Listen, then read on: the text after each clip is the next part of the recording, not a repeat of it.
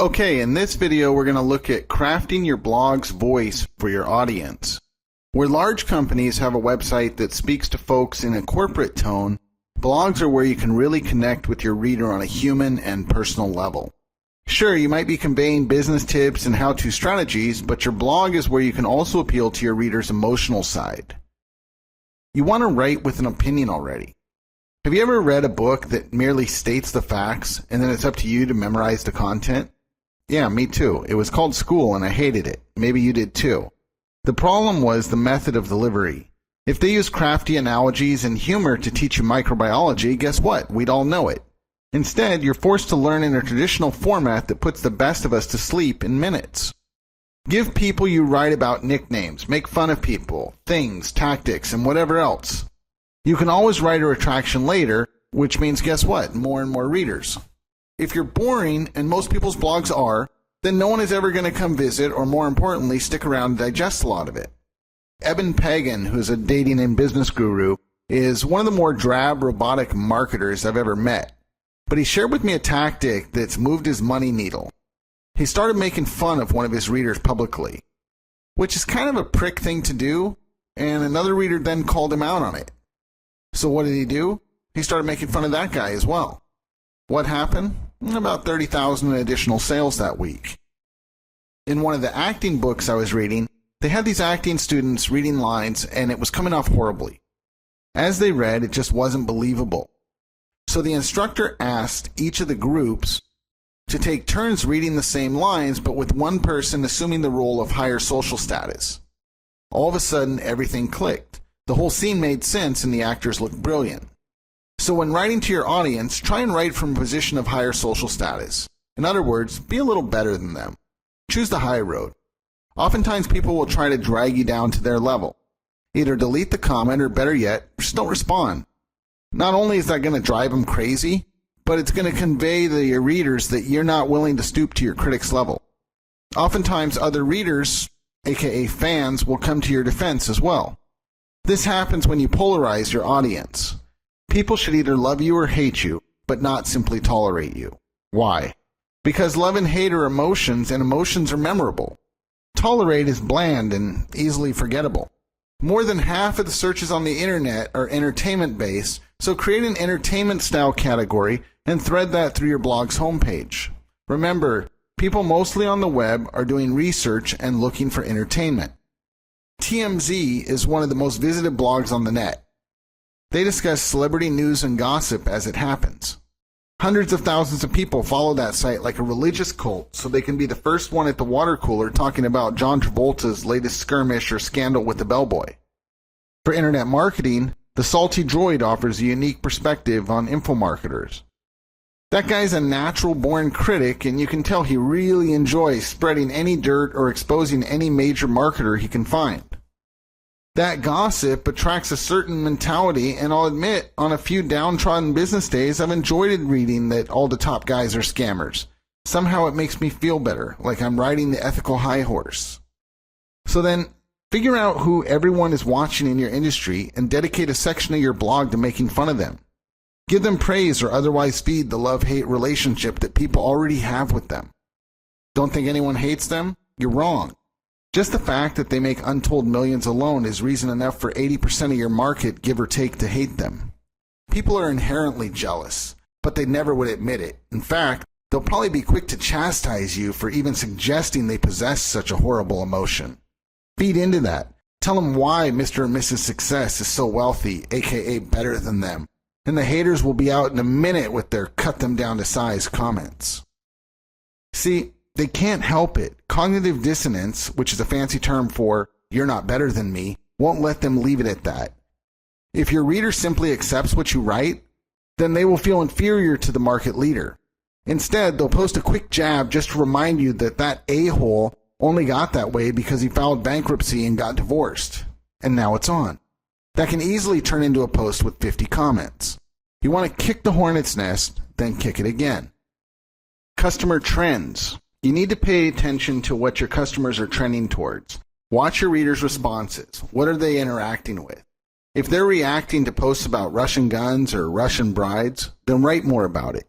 If you're sending emails on an autoresponder, and you should be, Pay attention to which emails people are opening up. That means they want more of that topic. That's a simple concept, but it's commonly overlooked. However, if you start writing about Russian guns and girls every single day, your readers are going to become immune to it. Instead, if you have a great topic that's getting a lot of clicks, save it. Send an email about it once every other week or once a week so that people keep continuing to open up your emails. Within your blog, also pay attention to what is holding your users' attention. You have to adjust what is keeping your users' interest. If one of your articles is getting a lot of clicks, why not make it sticky on your blog's homepage? That's a real simple trick, and we can show you how to do that. Get in front of as many people as possible. Where does your audience hang out online? Where are they offline? Who is your customer avatar? What is his or her name? We developed a customer avatar in depth in our info product module. If you want to refresh yourself, you could head over there.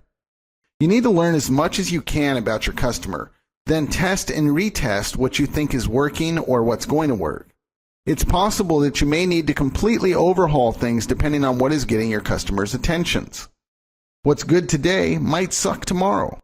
Always be ready, willing, and able to evolve. Great writing does not happen overnight. You've got to be patient. Each morning, open up all the websites that have trending news in your industry. If you haven't already done so, now would be a great time to add some RSS feeds into your NicheBuilder dashboard. That way you can get a real quick overview of your market each time you log in to post on your blog. Pay attention to what is headlining in your industry. If you're going to be an authority blogger, you have to be current. While you shouldn't feel that you need to be the person that is breaking the stories, what you should do is curate the available information and then apply your unique spin on how it applies to your readers. So when Facebook makes its latest change, don't expect that you're going to be the person that breaks it to the industry. Companies like Mashable and TechCrunch are being invited to the live press release. Nobody wants to know about something that's boring. They want to know what's going to make them popular at the water cooler. Don't reinvent the wheel. You don't have to. There's plenty of people doing interesting and stupid things for you every single day. With the Huffington Post, when an article is trending, they move it to the front page. So, if an article is on the home page, you can bet that it's trending. But when you're conveying the news, be original. Voice your voice. The Google is watching. Your blogging has to be a little bit more aggressive. You have to be willing to have a group of people looking at you like you're the devil.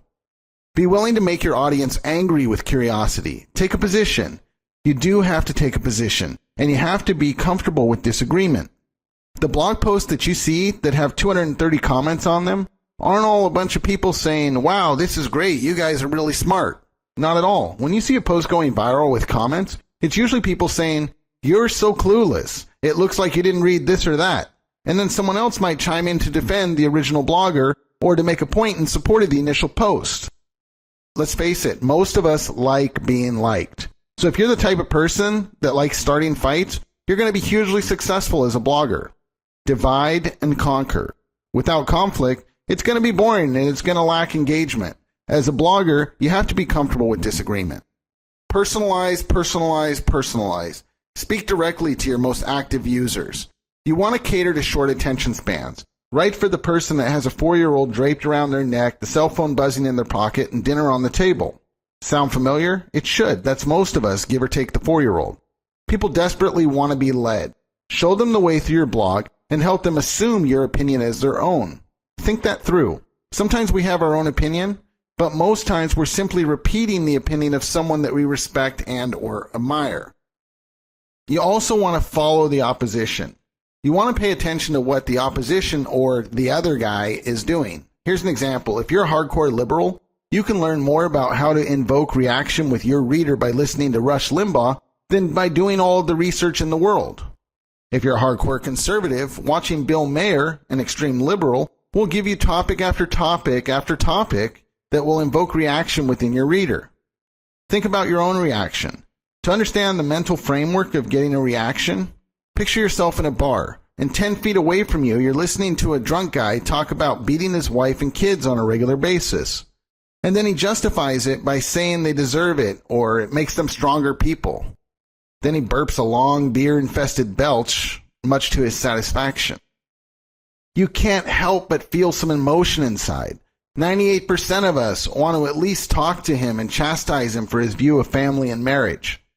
Those of us who can might provoke him to beat on somebody who can actually fight back.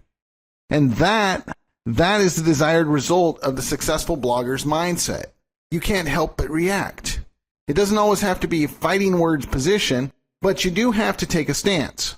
Attack the sacred cow and go to places that people don't normally go. That's what gets reaction among your readers. Haven't you ever read a Facebook post that compels you to respond? It might only be 3 sentences, but somehow it puts you on the defense and you want to get this guy. I remember one post where this character, Omar Martin, was condoning the killing of a 19-year-old boy by the police. The boy's father had called the police to help him with his rebellious son who had stolen his car.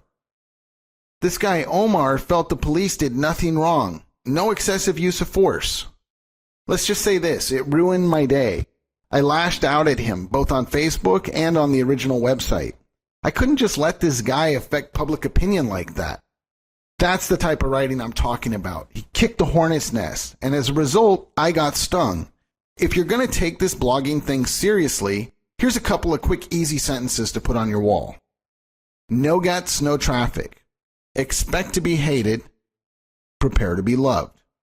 Okay, that's it for this section on crafting your voice. Please feel free to start implementing these strategies right now, or we'll see you in the next video.